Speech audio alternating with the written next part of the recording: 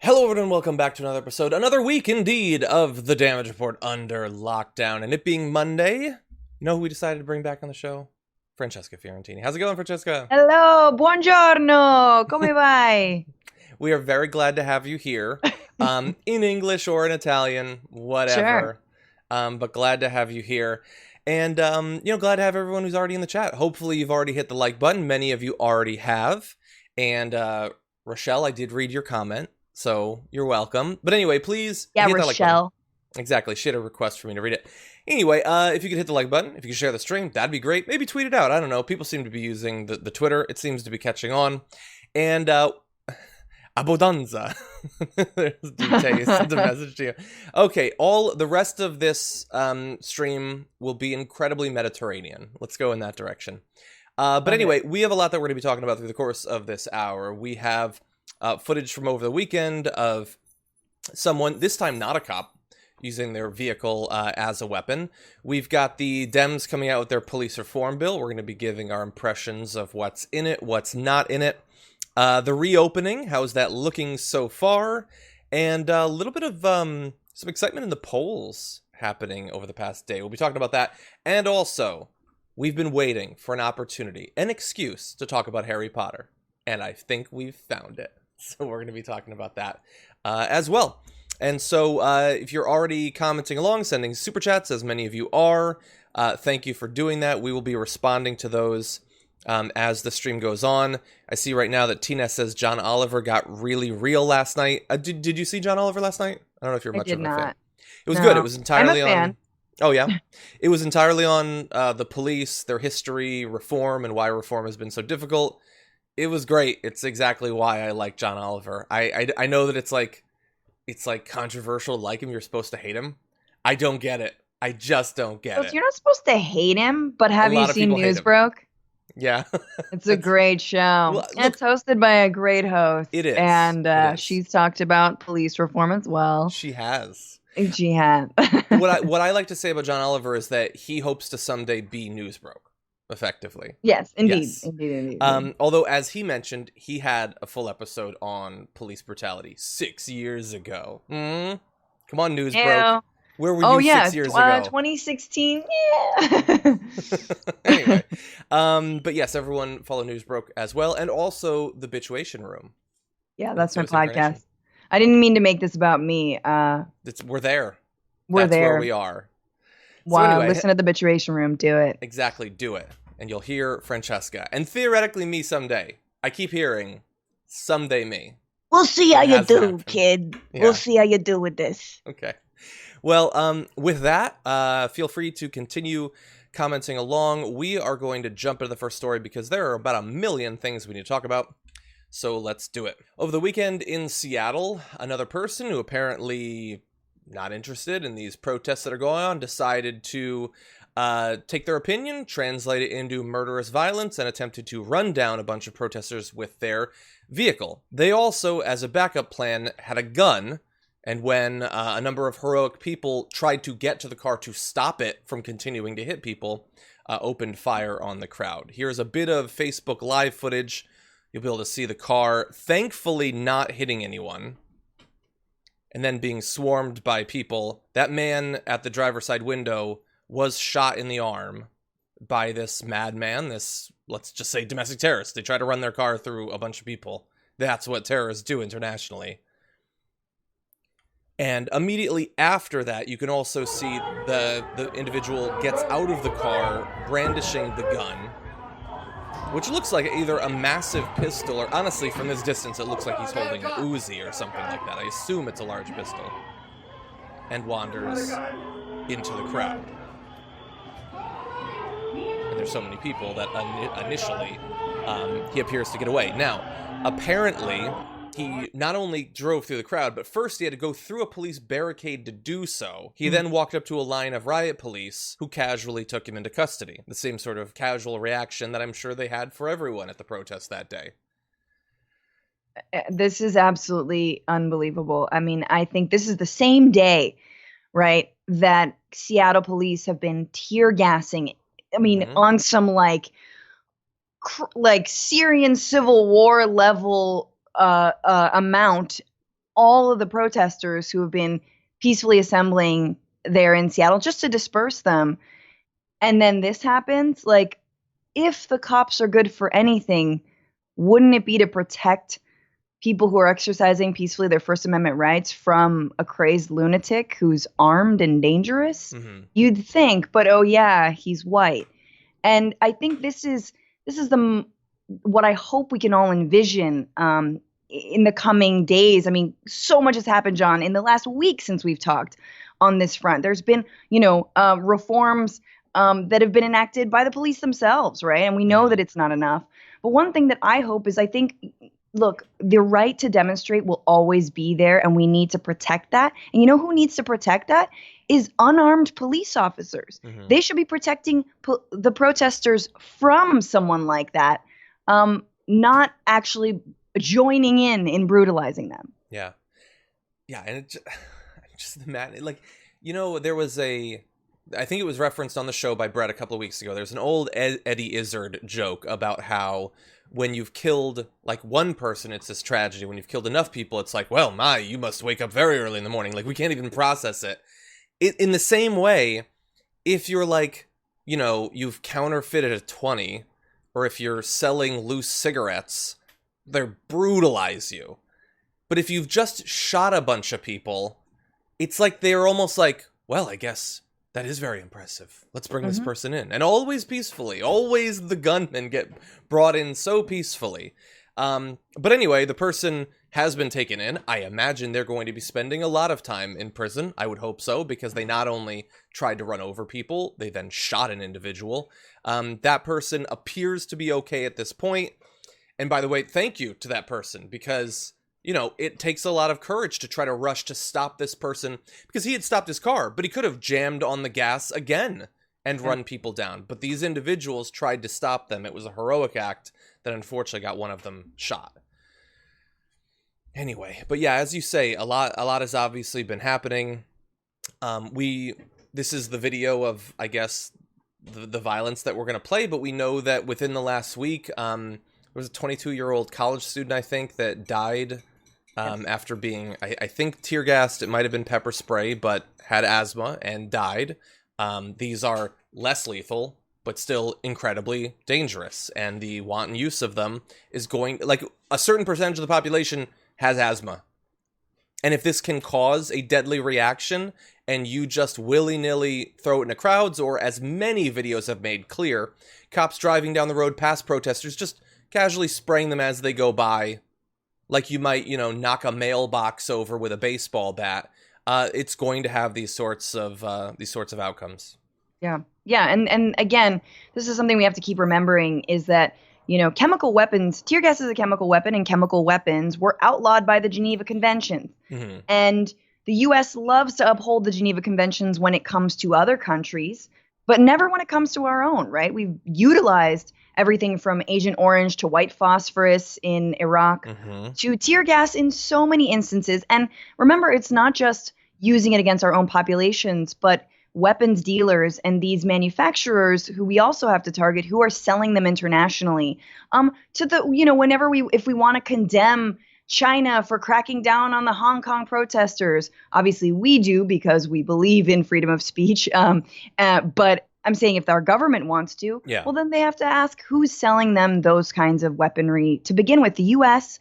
is really number one on that. Yeah. And people are drawing very, very real parallels between what you're seeing in occupied Palestine, for example, in occupied territories, and what the IDF and Israeli soldiers do to Palestinians, and also what happens in the United States, because the training is shared, just like it's always been when it comes to the U.S. military and now our police forces.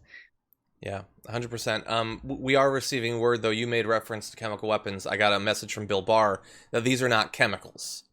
Right. Because he apparently has the same attachment to the word chemical that many, like, wellness Instagrammers do. Like, yeah, it's vegan, cruelty-free. The chemicals are, chemical isn't just, it's not just bad chemicals that are chemicals. Chemicals are everywhere. But anyway, that was Bill Barr. By the way, we got a comment from someone saying, that a student in Austin had been killed by beanbag ammo. I am seeing news about head injury. They were apparently, a student was transporting a protester who'd been injured and was hit by beanbag ammunition. I haven't seen that the person died, but apparently was severely injured, and so that certainly is possible. But thank you for keeping us updated in the chat as we go on. Can I just bring up really quickly that I think some conversation we're not having, and that is very difficult to have right now, is about disarming the police. Mm-hmm. And I know that actually is a really scary thought. I mean, taking away their guns, all the toys, but guns specifically. And it's a scary thought. And we can't do that in this country. Why? Because you have lunatics like that dude in his car who, he could have used his car as a weapon, but then he got out with a gun.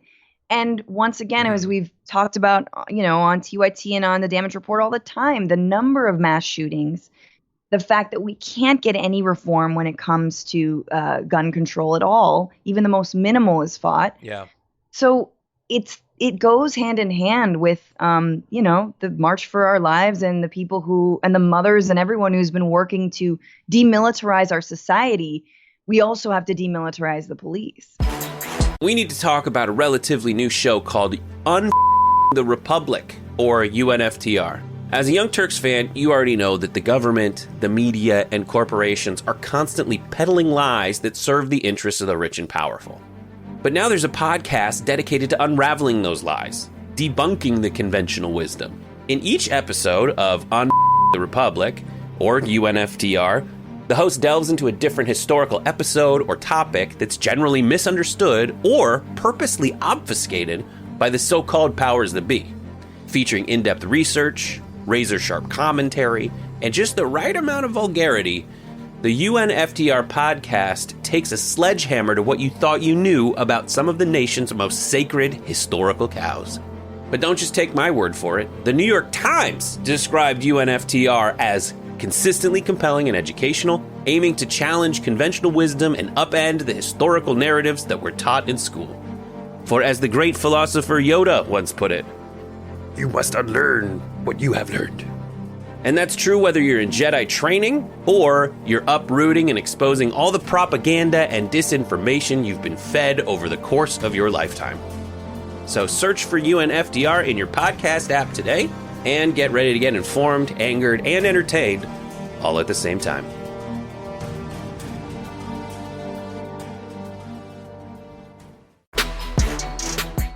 Today, the Democrats in the House released their bill to reform the police, and we are going to give our impressions of what is included, what is not, what we think of it.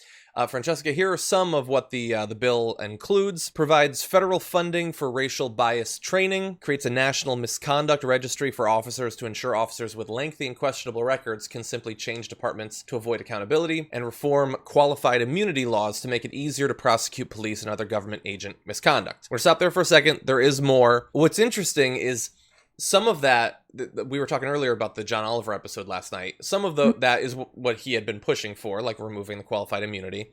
Some, like the implicit bias training, is like obviously something that we probably approve of, but also at this point, it doesn't appear to be doing almost anything. And so having that as one of the headline inclusions of the bill makes me suspicious right off the bat. Yeah, you lead with kind of your strongest suit.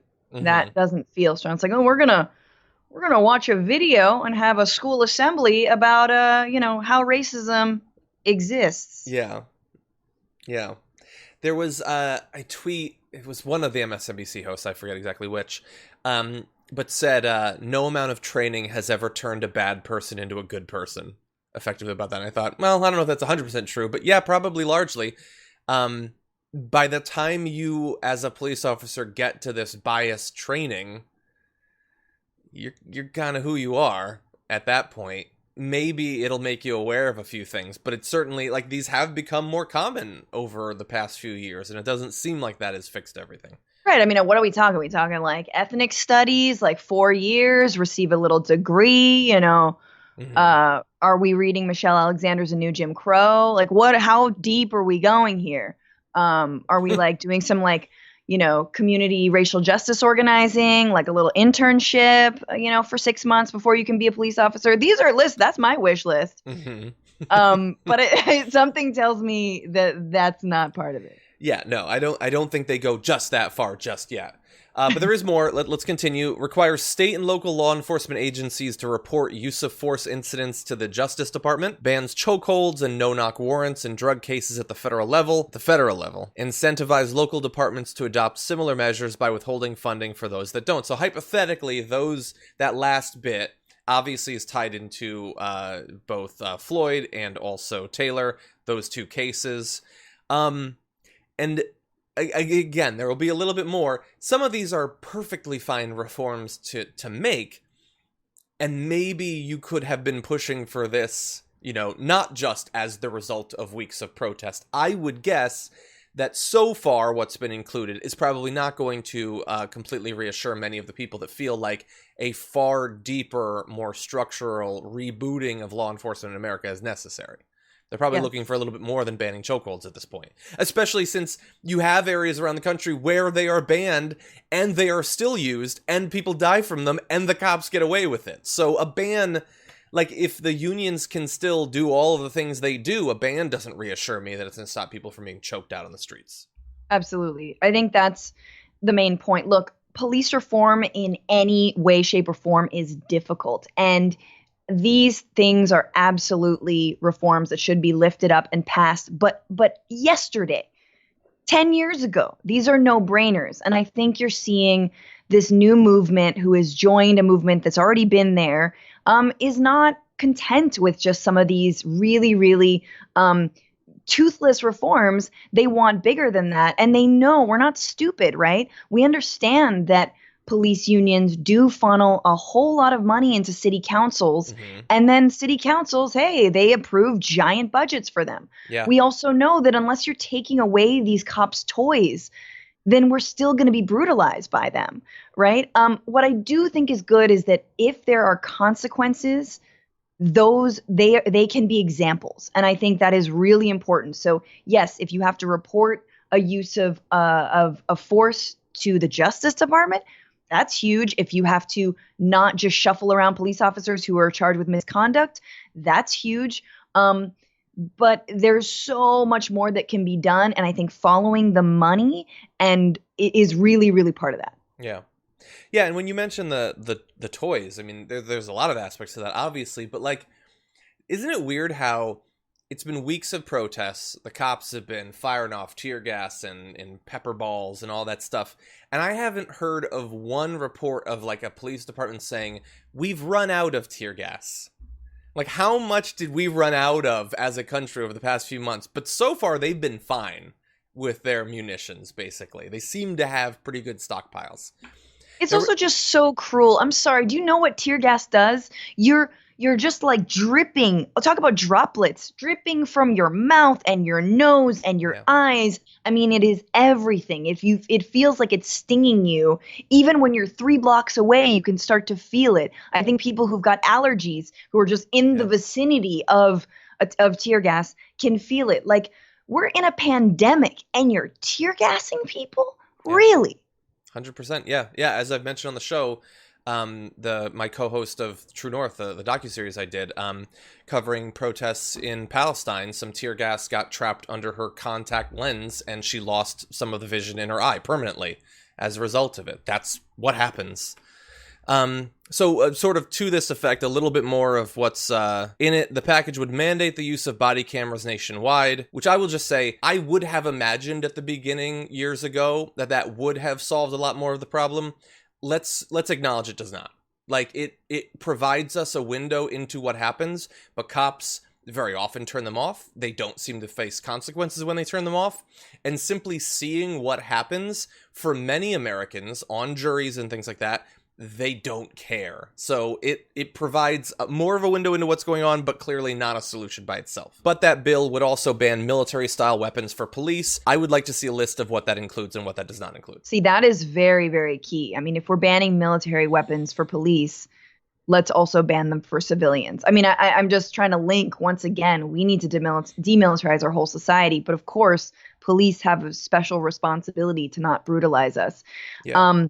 I think that's a start. I also would like to see, I I would like to see a lot more changes that are way more fundamental, like you aren't allowed to say that you feared for your life. Mm-hmm. Because we know that whenever a police officer uses force, they can say that they feared for their lives. But like that could apply to literally anything. And again, back to the implicit bias, like that will go a little bit far, but you can say you feared for your life. I mean, it's a dangerous job. You're constantly afraid for your life, potentially. Yeah. Yeah, we live in a country of a lot of really scared people. Some of them cops use it on the job, and then a lot of the stand your ground is just people putting themselves into positions to say, hey, I was scared, I had to shoot this person, even though they put themselves in that position.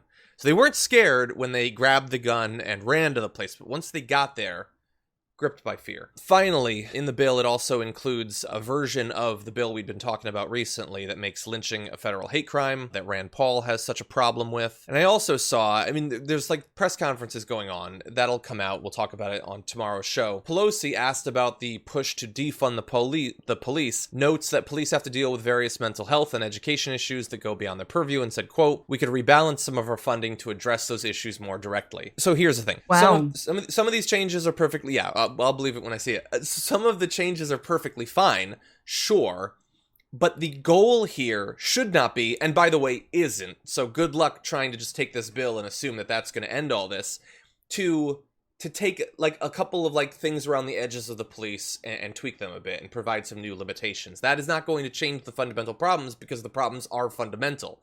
I think personally, we should do what John Oliver profiled one example of this, and I think Camden, New Jersey, where they dissolved the police force, which supposedly Minneapolis is thinking about doing, and then restarted it from scratch, requiring everyone to be rehired and fundamentally changing the mission of the police. I think that should be the goal. But at the very least, even if you're not going to go through that process, we should be engaged in a nationwide rethinking of the scope and nature of law enforcement. That it does not have to be involved in every aspect of people's lives, that having it involved in every aspect of people's lives multiplies many times over the amount of violence that will be meted out by the police on the people they're supposed to be protecting and serving. Defund the police, like just in case Tucker Carlson is watching, does not mean we don't have any law enforcement ever and we just live in anarchy, red in tooth and claw. And it doesn't mean that, like what Sean Hannity and Tucker Carlson were saying, that just black gangs with guns police the streets. That's not what it means, you racist a-holes. If they would listen for 1 second, they would know. And of course they do know, but they're paid to be lying racists. That's not what it's about. It's about changing the nature of the police, obviously. Yes. And we're not going to do that if we keep on approving these billion-dollar budgets for unnecessary equipment and unnecessary policing. Yes. And I think the real issue is, and I'm sure people have watched 13th. I would suggest you watch it again. But this is part of the prison industrial complex. The police are feeding a private prison industry that needs and wants more and more people in on low-level crimes to make, uniforms for 2 cents an hour, or fight fires in California for 10 cents an hour, and do all of the other things that basically this now new slavery and new Jim Crow has allowed us to do, which is the prison industrial complex. So we need to go after that. I think it was a huge victory this week. I believe it was outside of Atlanta when $23 million expansion to a prison was denied. Nice. Those are the kinds of fights that we should absolutely be looking at and celebrating. We need to ratchet down, not ramp up prisons. Yeah, 100%. There should not be any profit. No one should be making money off of this. Okay? It's not a good thing to lock people up. We should not have a financial interest in doing it. So obviously, the private prison should be entirely outlawed. There seems to be some good moves being made in the New York area, but that should be nationwide. Yeah, fundamentally law enforcement, not just the cops, but including the cops, should be reformed, have to be reformed, and this is the best chance, the best opening or window that we've seen in a long time. Around the country, cities and states have been reopening, and when Vegas reopened, boy, did it reopen. Take a look at this video. Now, Francesca, you can see there, I don't know which casino that is, but it's a lot of people. And so far, I haven't seen a single mask. Ugh. And you can just see going by people playing blackjack and the high limit tables over there. Yeah, I still... Is this really from now? That is apparently the case. Apparently the case. In any event, it is open, and this is reflective of what people are reporting from on the ground in Vegas. But it is if it is not, I apologize. I've been scammed by Antifa. But this is apparently... Is that a mask? Oh, yep. Nope, we got one two mask. masks. Two masks. We got two masks. Got him. They were the Asians. I saw a friend of mine Thank actually you. right there. And there might be a third mask. In one of the comments, someone said they saw 3. I haven't yet. Look, I'm just going to say, in general, in Vegas, you should be covering yourself up from germs anyway, pre-pandemic. And now, I mean, look, I know that people are saying, you guys say that you care about a second wave and all these people are protesting. As you said, hand sanitizing, they're outside, and they're wearing masks. In Vegas, it is just all there. I mean,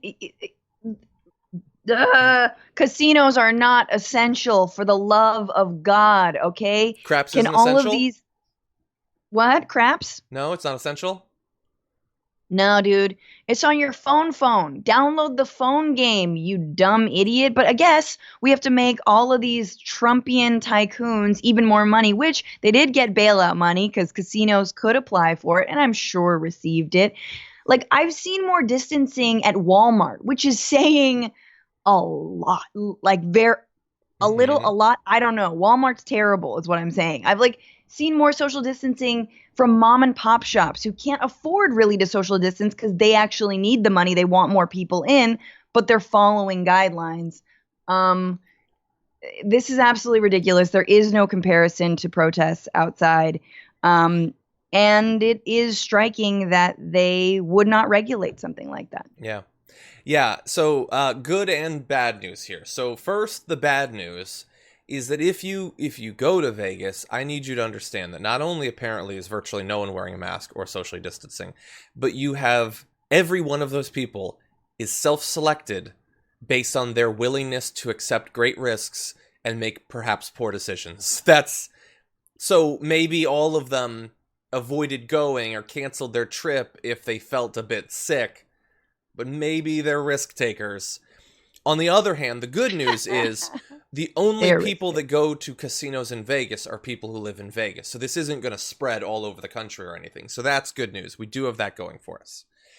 Now, I will say, I will say in terms of national, I've been watching the past month or so every day, and I want to reflect both the good and the bad of what we're seeing with coronavirus. So, the bad is, according to data collected by Johns Hopkins University, California is one of nearly 20 states that has seen a rising number of coronavirus cases over the last 5 days. So there's a good chunk. Another about 14 have been consistent over that time. They haven't been going up and they haven't been going down. Some of it is really bad news, though. On Thursday, Florida reported the single biggest increase in new cases since the state has been keeping COVID-19 infection records.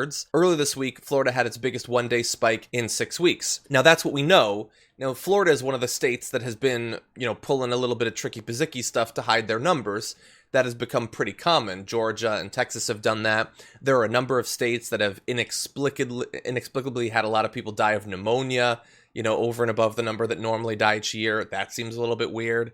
But understand that there are a number of states that are going up. That said, there is a bit of good news. Today, this is yesterday, states reported 453 deaths, the fewest since March 28th. And the 7-day average is under 1,000. And you can see there, if you're not on the podcast, that the numbers are trending down. So in terms of deaths, understanding that some states are clearly classifying coronavirus deaths as pneumonia deaths, which is entirely dishonest and dangerous, it does appear that while the case numbers are steady or going up, the death numbers apparently are going down. I want to acknowledge the bad, but I also want to acknowledge the good when it apparently is there. Yeah, that's really good. I mean, I've not heard a word from the federal government on the coronavirus in a while. Mm-hmm. You'd think Trump would even use sort of the argument that I think a lot of people are making, one of the best arguments against these protests, which is they could spread coronavirus, even though literally everyone is wearing a mask. Mm-hmm. But we haven't, because he's effectively disbanded the coronavirus task force. We don't know what's going on at all, which is still incredibly scary. But I will say, if there were ever a moment to defund the police right now and move that money into services like healthcare, mental health, homelessness services, right? The time is now. The time is during this pandemic that is devastating health and economic impacts. Maybe we don't need the police. Hey, everyone's home. Everyone's home. We'll need de-escalation units. We'll need to talk about domestic violence. But oftentimes when you have domestic violence calls and police come in, that can be a recipe for disaster, especially if you're black or brown. Mm-hmm. Yeah. Yeah. And, I'm sort of curious, like, yeah, the organization in the federal government designed to talk about this, Trump apparently forgets it even exists.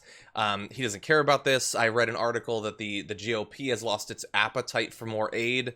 That appetite's been gone for 2 months at this point. Yeah. And by the way, it's amazing, just from a purely pragmatic political point of view, that they have free reign to inject a bunch of money into the economy to give it a boost in an election year. And they're like, no. How much do you have to hate the American people that you won't use other people's money to artificially boost your election chances?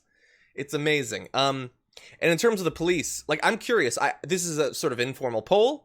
This will be anecdotal, but I would like people to comment, just a number. How many times have you called the police for help in your life? I will say, personally, I don't believe I've ever had to. Now, obviously, that's part of a product of privilege. Some people will be exposed to more of this sort of thing than others. But the Tucker Carlsons and the Sean Hannitys of the world would have you believe that if the cops were gone for one moment, bandits would rampage through your neighborhood. It's generally not the case. No, and I think the other question related to that is not only how many times have you called the police, but also how many times have the police been helpful in your lives? Yeah. How many interactions with police officers have been good for you and, whatever situation you were facing? My guess is not very many. And I think the other thing is that a lot of white people have to think about, and I think Tucker Carlson and Sean Hannity are really asking a lot of white folks who are on the left and progressives and liberals, when do you call the police and why? We know that when people with privilege often call the police because of what they think they're seeing, or they think they see someone with the gun, or there's someone rifling in their trash, the nextdoor.com or right sort of snitch culture, that oftentimes that can end in someone being murdered. Yeah. And I know that's not people's intention when they call the police, and this is why we need to disarm them, have less funding for them. And yes, I do think have more training, but the training needs to be instead of, not in addition, not more money for better training, less money for lethal training, more money for non-lethal. Yeah. And I don't mean, tear gas, or non-lethal. Or beanbags, right? And I think, so everyone has to sort of think about, when have you called? Why would you call? And are there situations where you can call someone else? And then just an anecdote, I know someone who has a business. She says she calls the fire department because she knows the fire department, they don't have guns. Yeah. They got hoses. And they can, but if someone is undergoing, let's say, cardiac arrest, or they need immediate attention, they can also transport someone to the hospital. They can help. Yeah. Yeah, 100%. We should, many, and John Oliver, everybody should watch this episode. He goes through this. There's so many. You say John Oliver one more time. I swear to God, John. I know. If Dan is watching, he's going to get really mad at me. There are so many, the expansion of police role, the number of things they need to stand in for, that hypothetically there could be far better equipped experts that would also not respond with lethal force because, it's, if every problem's a nail, and, if you're a hammer or whatever, all the problems will be in the nail, that sort of thing. We could avoid a lot of that damage. Again, defund the police doesn't mean you don't have police. It means that the police fill a far smaller, more targeted and appropriate role in society, hopefully not on a foundation of law enforcement philosophy going all the way back to slave patrols. if we are going to avoid a second wave, which I still doubt is going to happen, despite the fact that some of the news look good, we are going to need to be prepared in terms of tests and treatment and the ability to quickly identify, contact trace cases. One important part of that are testing swabs. And to put a spotlight on their production, Donald Trump traveled to a medical facility, a production facility that makes these swabs in Maine. You can see here a picture of him seeing a swab for the first time in his life. I don't know. But what I do know is that once again, because he is a person that is to the individual level of the cell infused with weakness, he's not wearing a mask because he thinks that would make him look weak. So he walked around this facility without a mask, and as a result, the facility had to dump all of the swabs they had manufactured that day. They were manufacturing less because of the visit, but the ones that were manufactured were no longer sterile and had to be dumped because this person is too stupid and weak to just put on a mask. And we desperately need these. Well, now we have slightly less. Weren't they selling Trump 2020 masks at trump.sludgeface.org or whatever the hell? I think it's trump.sludgeface. Yeah. Okay. Yeah, there was they couldn't get .net. So, I think they were, but that was before they decided that wearing a mask was the same as drinking a double soy espresso. I don't know. Yeah. I'm so done. I'm so done with this fool. Like, honestly, next, done. Next, done. Like, well, unfortunately, we're not yet done with our need for the swabs that have been thrown away. Let's see, Maine and other states have complained about a shortage of swabs that is only going to get worse as he travels to more facilities. Nearly a third of Maine nursing homes reported last month they had no nasal swabs to collect specimens. Nearly 61% of those responded said they had 7 or fewer swabs. Not like boxes or crates of swabs, like this many swabs. He was holding up 1/7 of their individual supply and thrown. They'll make more, but think about how stupid and self-destructive and pointless this behavior is. Just put on the mask, you moron. But at this point, he can't because he's told all of his cultists that putting on a mask is incredibly weak. You're going to look like you don't have genitals if you're a guy. And by the way, it makes you an SJW or something. Well, he could make like a Bane mask, Mm-hmm. Trump just had the Bane mask, something like, makes him look hard, but also traumatized. Why not just have a mask made that has the image of that part of his face on it? It could be like camouflage almost. 30 years younger. God, so stupid. Jessica Everett says, what do you think about Mitt marching with protesters? Just curious. Love catching live stream with y'all. Try to have a good day and all the craziness. Okay, Francesca, that's a great question from Jessica. What do you think about Mitt, Black Lives Matter, Romney? Well, he obviously thought that BLM stood for Bureau of Land Management. It is confusing. I've gotten that mixed up. Yes, that was from a podcast we did. That's a NATO Green joke, not mine. But I say bring it on. Mitt Romney, hell yeah. Join up, dude. Get woke. Get woke. White sideburns don't matter anymore. I think it's okay. I think some people are like, nuh-uh, like this is co-opting the movement. And no, I think it's okay to co-opt the movement. I think I am of the belief that the more corporations issue their sort of empty statements of support for BLM, the more that they can be pressured. And the more the politicians do the same, the more that they can be pressured. No one's giving, Mitt Romney doesn't have a party at this point. He really doesn't. And I think listen, come to our side and get woke, man. Yeah. Let's see. We have an image of him at one of the protests. It's just a little bit funny. And by the way, so when he went to this protest, you knew what was coming, right? Donald Trump tweet, tremendous sincerity, what a guy. Hard to believe with this kind of political talent, his numbers would tank so badly in Utah. I have a feeling Why would you put tank in quotes? Why is tank in quotes? And I got a feeling, I'm not going to check because I really don't care, but I have a feeling Mitt Romney's probably doing okay in Utah. But look at that. So the idea of what is strength. To be strong, you have to expose yourself to a lethal illness and destroy the production of these swabs and everything. But if you go out there knowing you're going to be attacked by your party because your party's foundation is denying that racism exists, that is weakness. Now, look, is he being sincere? I don't know. I have no idea. Probably not. And I don't want him to be president. But if he's going to go out there, I'm not going to kick him out. There's far worse people infiltrating these protests than Mitt Romney. Yeah, I mean, I'd like to see more politicians out there. Absolutely. Like, developing a soft spot for Mitt Romney. Don't ask him about being pro-choice. That's a bridge too far. Mm-hmm. But look, it's a start, man. I think this is the thing, man. Like, Mitt Romney is people's uncle. You know, people know someone like Mitt, right? Yeah. Reach out to them. Maybe they're more receptive to this message than you think they are. Maybe. And look, am I going to say that, like, when I see that George W. Bush plans on possibly supporting Biden, that makes me super enthused? No. But there might be a few older Republicans that long for that brand of the Republican Party, and if that turns them against Trump, then fine. Like someone being your temporary ally doesn't make them your savior. No. That's not how it works. Less enemies is a good thing for a movement that has had this much historic trouble winning.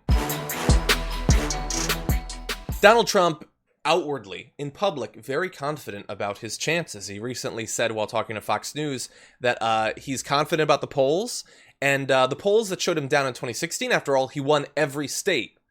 I checked. He didn't win every state in America, but that's what he's saying.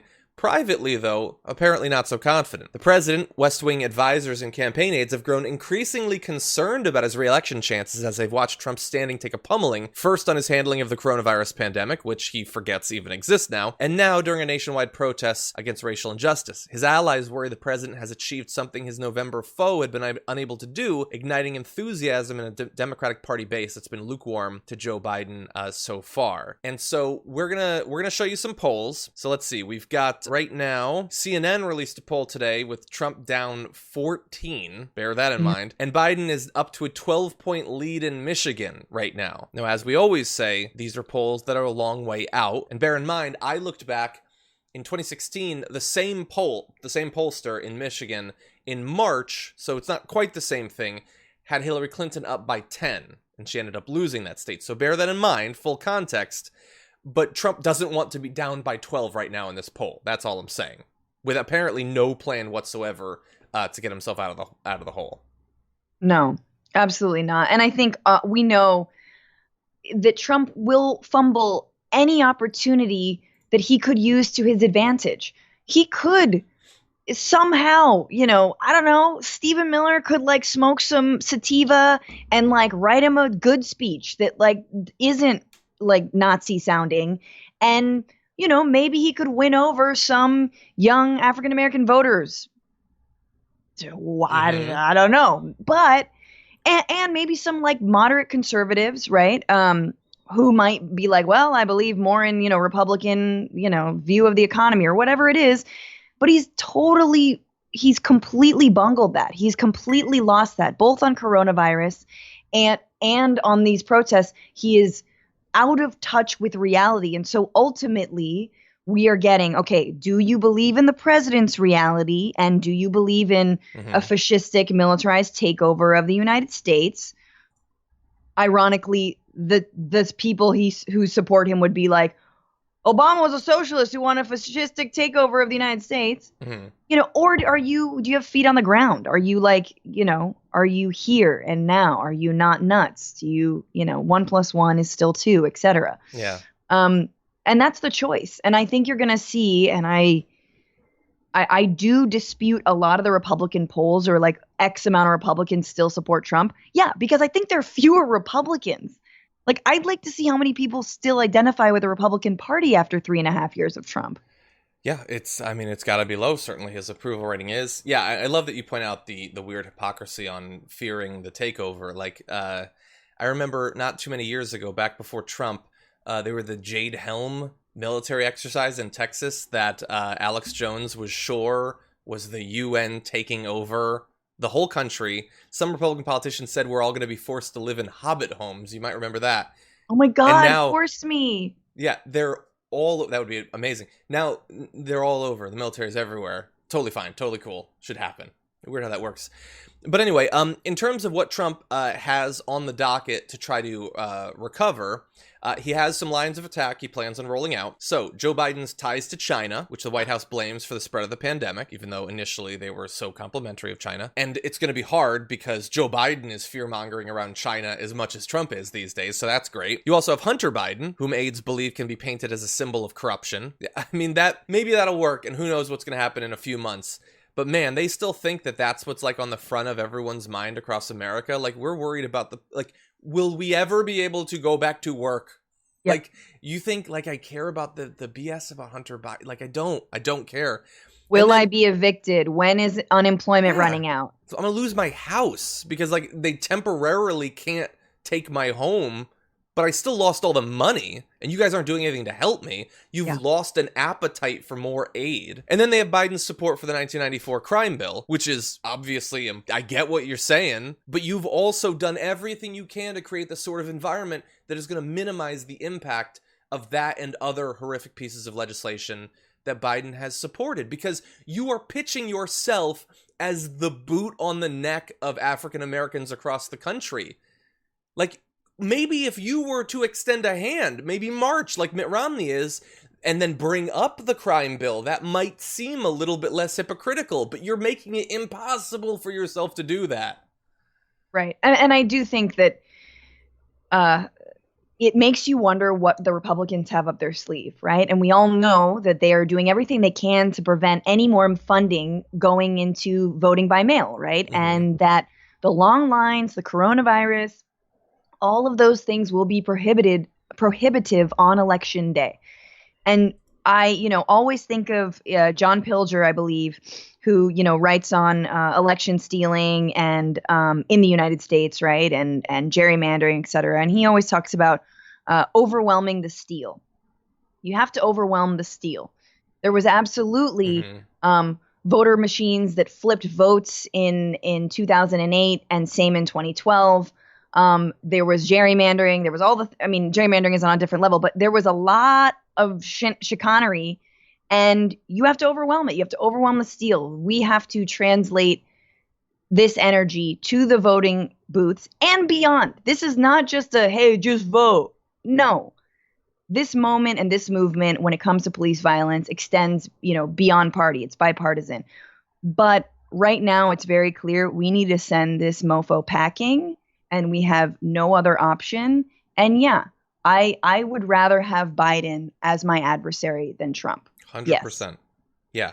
You're not picking your savior. You're picking the person you're going to fight with for the next 4 years. And if you want to make the case that it's better to fight against Trump, it's going to involve convincing people that the last 3 years didn't happen. 100%. We need to overwhelm the steal. And because that is the only way to get people in a position to hopefully make it more difficult to do that in the future. And that's not just a federal thing. That is 100% a state level thing, too, in terms of gerrymandering, removing voting precinct, voting booths, all of that.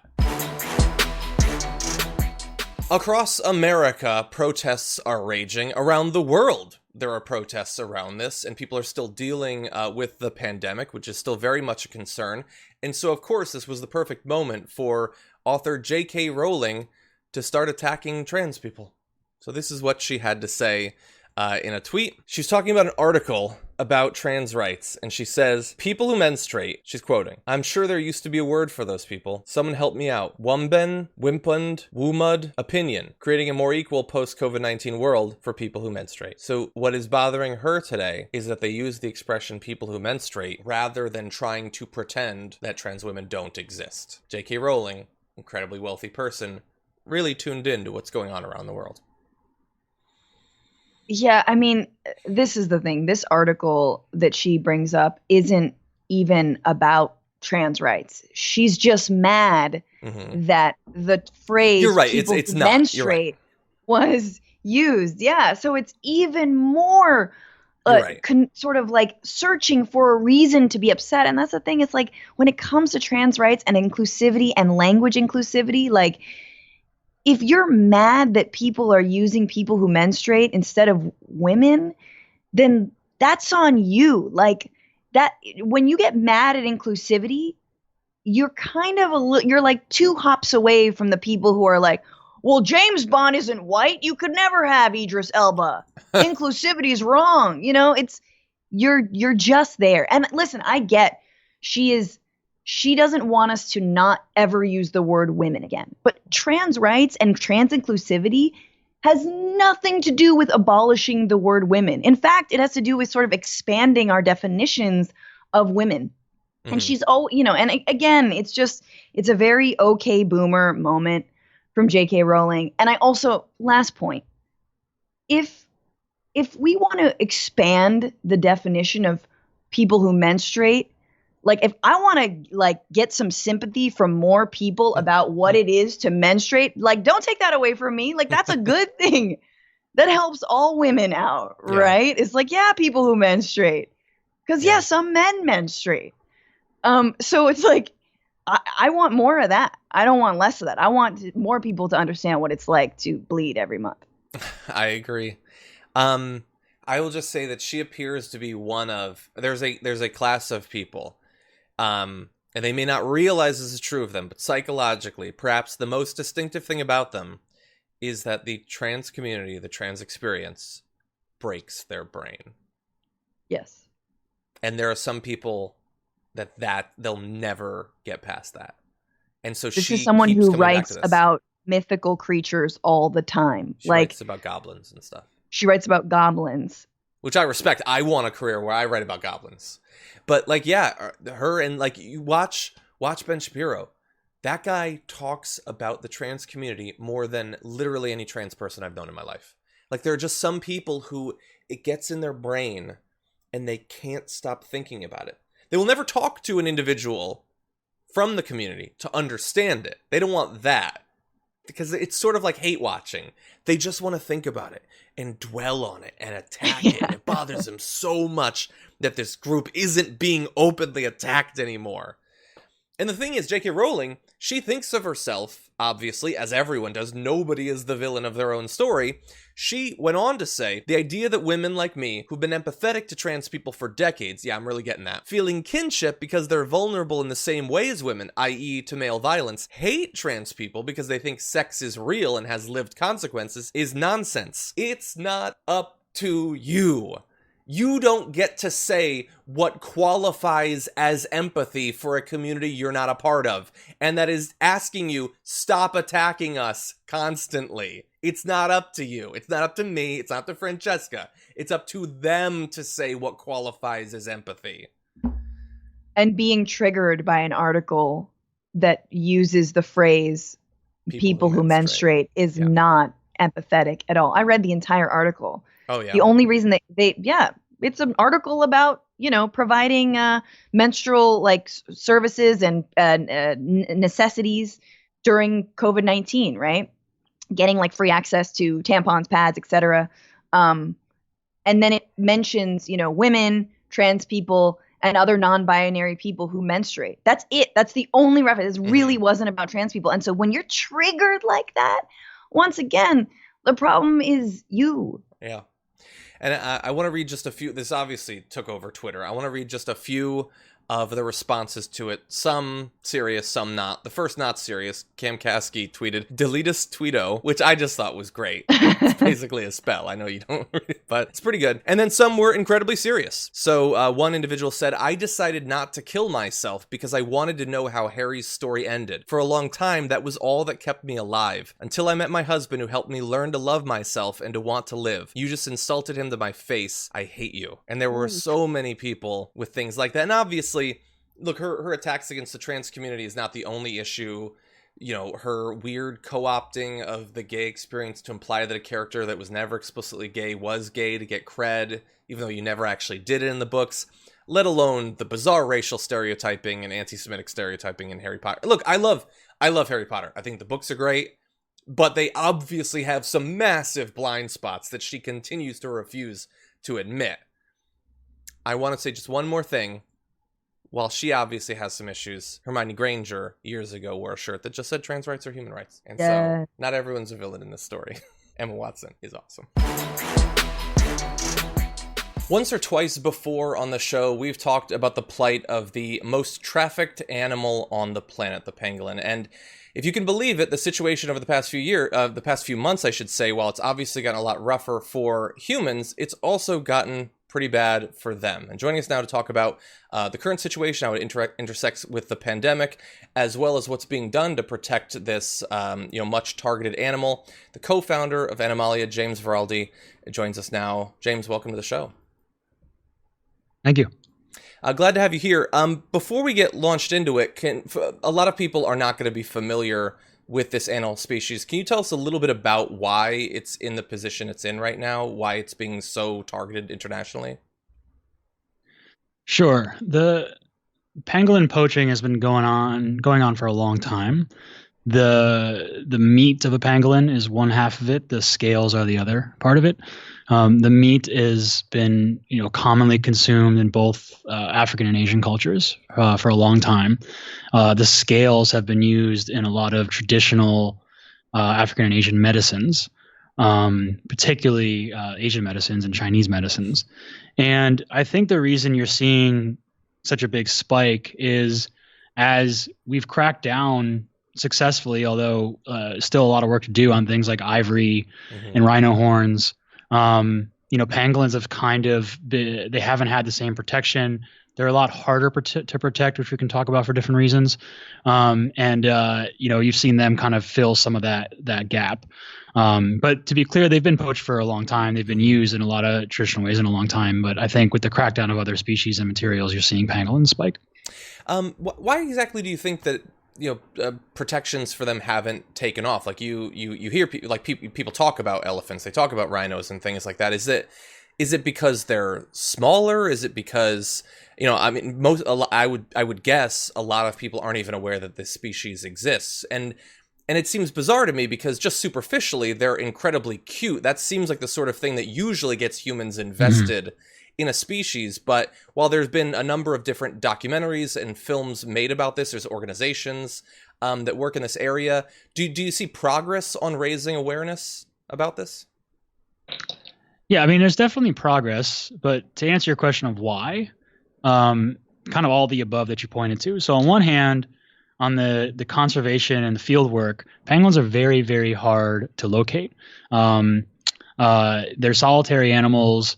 They're very, we don't know as much as we do about elephants and rhinos and lions and some of the other common wildlife that we often refer to in the world of trafficking and poaching.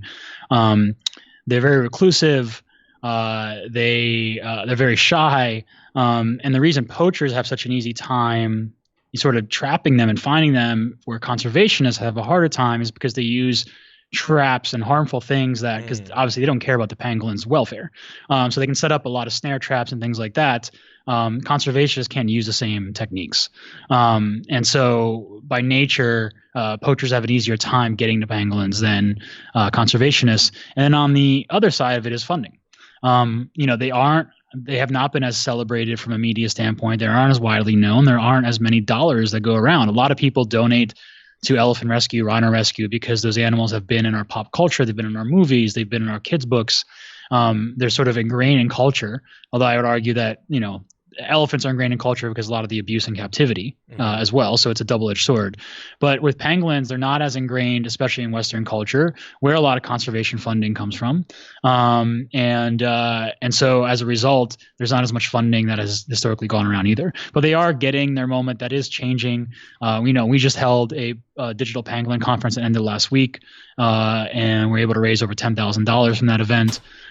So it's getting better, but there's still a long way to go. Yeah. I wanted to ask you about that. You co-ran this with another organization. I know that you were involved in actually running it.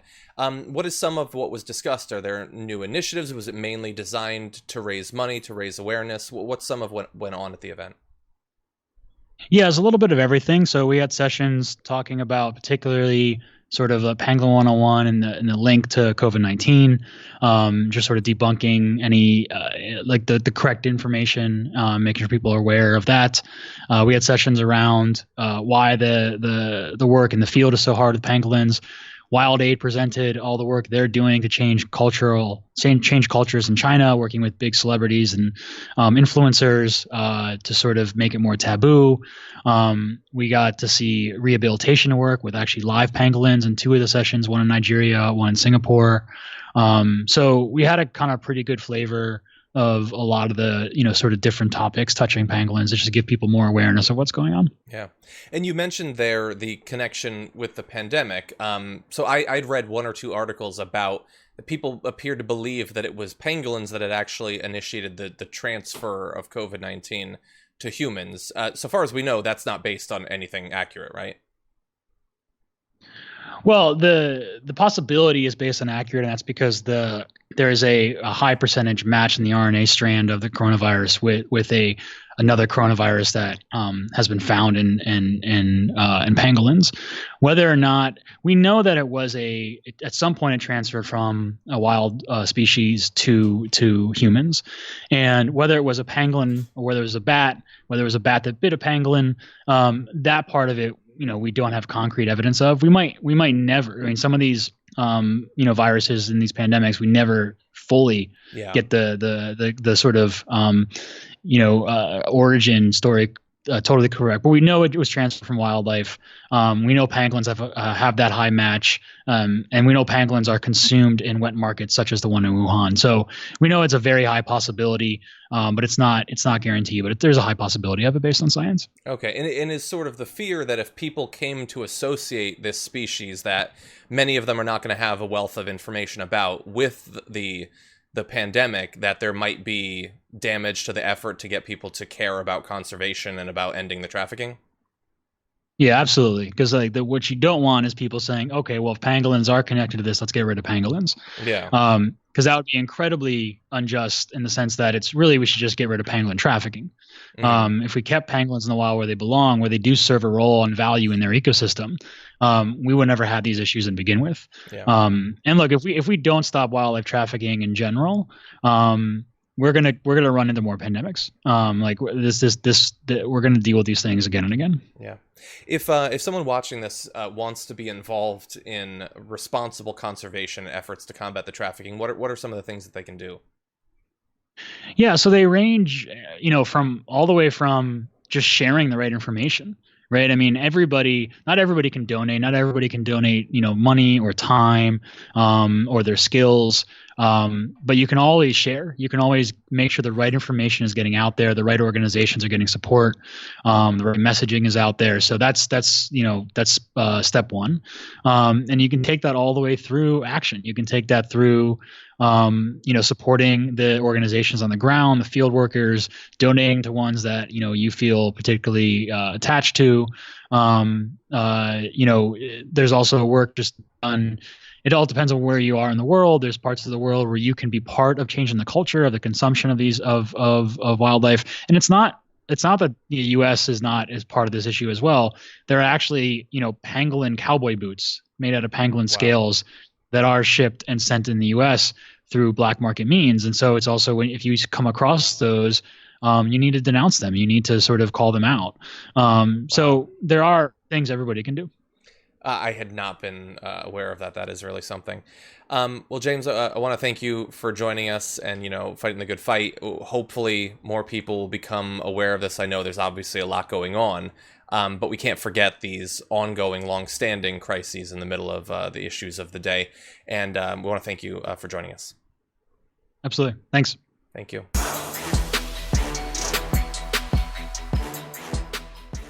Thanks for listening to the full episode of The Damage Report. Support our work, listen ad-free, access members-only bonus content, and more by subscribing to Apple Podcasts at apple.co/TYT. I'm your host, John Adarola. I'll see you soon.